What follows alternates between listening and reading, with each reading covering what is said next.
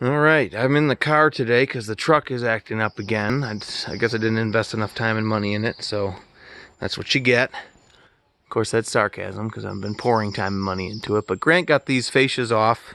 Last time he was here, they have what's called a gingerbread, kind of, or that's what they had on them. Here's the shadow left over. My client's going to be changing the color of this building, and we're going to be moving the electrical service at the other side. So what we want to do now that all the fascias are off is I want to replace with rough sawn lumber. Here's some 1x10 hemlock that I was happy to just show up at my buddy's sawmill, and there it was lying there. I had inquired about doing these in one piece. They had a bad butt joint in here before. There it is there. It was just ugly. And at least you would scarf two pieces. However, it's like 22 feet that we'd need, and he was going to need many weeks to get a tree good enough and the time to set aside to sort of fiddle fart around with pushing his saw to its limit. So he had a stack of 12-footers there. So we got 8 12-footers, and we will do each run in 2 pieces, and we will scarf them, and it will be fine. So they're sitting here. They were green, so they were pretty wet. They've been on stickers for a week or so now. On the other end of the building, we're going to move the electrical panel from behind the box where it is now. We're going to take the run from the ridge to there, and we're just going to put it on the other run from the ridge down to here. So on the outside of the place, what I wanted to do now that the fascia is out of there, and before we move any that electrical is attached to the fascia, before we do any of that, I wanted my client to come down and get some of the new color on 2 of these boards, and then I will go ahead and put them up underneath just like this, or underneath the drip edge, and they'll be painted colored already, and I'll just shoot them on with some nails, and that'll go quickly because they're pre-colored, and then we can migrate the electrical service onto those pretty easily, and the rest of these can hold off for a few more weeks and dry further before we do the other run. And these 2 runs here of fascia, we'll let those get a lot drier, and then we'll put color on them. But I just wanted to get that service moved because that's in our way of continuing kind of right now after a certain amount of time, right, Dashy? We're going to run into needing to deal with electricity pretty soon. Got some serious metal that's come out of here, and styrofoam, I guess. So far, half of a garbage can worth of nails and electrical boxes. I try to keep that stuff separate. Got a little bit of a halogen work light going in here because today's kind of a dim day. But we've got the laundry room end wall framed, and we left the opening raw because we haven't quite decided on how to solve the door situation. We may or may not keep the fireplace. We may or may not keep the hearth. We may or may not need to protect this from heat. We may do 2 passing closet doors, bifolding closet doors, pocket door. So we've been playing around with some wash and dryer layouts, whether you can approach from the front or have the one to the left, one on the right. But you can see because of the angled back, we can't migrate them into the room any farther than this. So it's misleadingly large room with incredibly small amount of space. In fact, in no way would you be able to close the door and use the machines no matter what we do here. You'll be opening the door, doing your dealings with the machine, leaving it to run maybe, and closing the door, but that's just a fact of the matter is we haven't really got as much space as it looks like we have. It's actually a very shallow closet as far as translating that to real space. Same with the refrigerator here. This is a conventional style. I had this in here all the way back tight, and I had the wall kind of designed for that because you don't really want it. You kind of want the refrigerator generally justified in front of the end of this pony wall. However, or donkey wall or something here. That's anyway.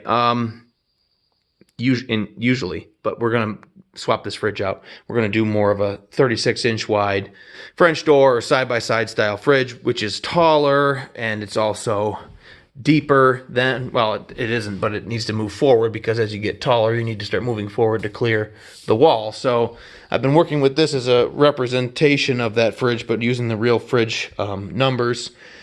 And I thought we were going to put a wall on the other side, but actually after you add a wall and you try to come down this wall here with 2-foot deep lower kitchen cabinets, and you turn and you want to put a lower kitchen cabinet and a lower kitchen cabinet, you don't have enough room for another wall. If you put a wall in, you have just room for one, and you have to do filler because you don't quite have another 2 feet left after one cabinet if you put a wall in here after the opening that we need for a fridge. So we got squeezed there.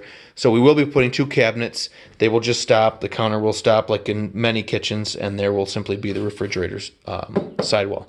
No problem.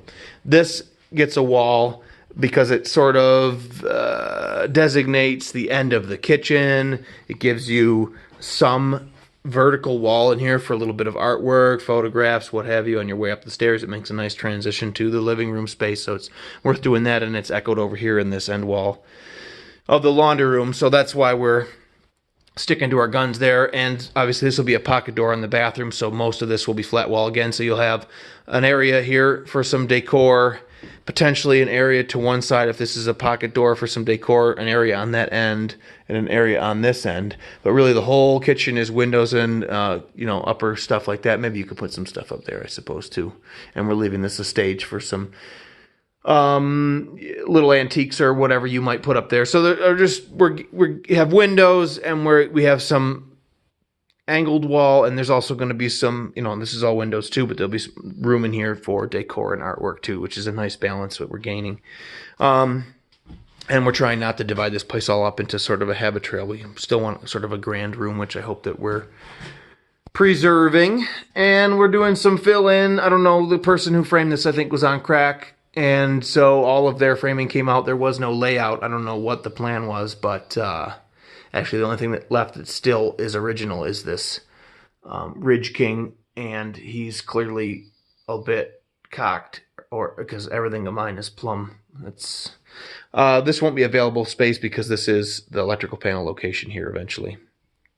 But now I'm going to open up the subfloor and have a look at this plumbing, get this main line to the black water tank out of here, and the vent moved over into the wall. This is all going to be a shower, so to get down to what the layout for the floor joist was here, underneath where the shower pan will be, where no one will care, I took a little strip, I zipped 2 cuts in here, ran a screw into it, used the hammer to pull the screw, which ripped the strip of wood out, and actually found 2 studs, which gives me a layout, spacing, and everything else. So I made a note of that on here, and I laid out this center line, and then I decided I want most of this exposed to really get a feel for this, and I'm going to have to send water over and drains back from the laundry anyway, so I went to the very last available floor joist over here, found him, and put a line down the center line of him, connected up the ends in a square fashion with lines, and then I set my depth of my set my depth of my circular saw to a little over an inch, given 3/4 inch subfloor, 1/4 inch underlayment. This has some linoleum over here, so I hedged a bet that a little over an inch would do it, and I made my cuts 1, 2, 3, 4 all the way around, and I went a little too far everywhere so that I could be sure that the corner was absolutely cut. Nothing worse than trying to pop this piece out of here and being hung up because the corners were undercut. So I was sure of that, and then I selected a 1 5/8" screw. Let me see if I can show you this. If you want to use a screw as a device to pull with the hammer or a crowbar, you got to pick something that makes sense here. If I'm running it into subfloor, I'm going to come out the other side. So the furthest I can go is on a 3-inch screw is about to there. Now this is too high. My hammer is going to be too tipped. My crowbar is too tipped over by the time I hook up to the head to really make effective leverage out of that. So I chose the 1 5/8" because I can send all those threads in to the subfloor, and now I really have a height that's conducive to pulling with a crowbar, which again I'll show you as soon as I establish where I left it laying down.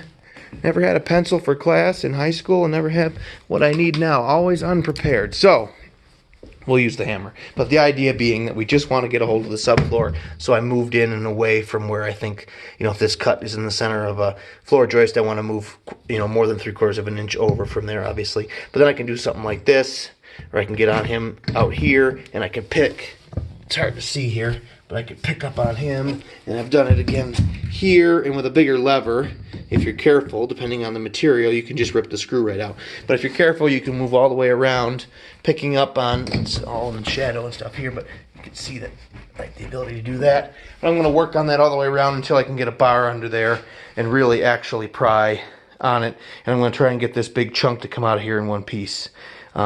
And then I can really have a look at what we're going to do here. I can stand in there to my knees or to my hips, probably not that deep, but it'll be a lot easier than laying on my back, working up in my own face, and never having the tool that I need when I get under there. So we'll just stand in here and do all of our plumbing, and then when we're finished, we'll throw the very same piece that came out right back in on top of it. It'll also let us bring our main electricity up through over here kind of easy. We'll get our drains and our water supplies into the laundry room easy enough. I may take the floor out of there also.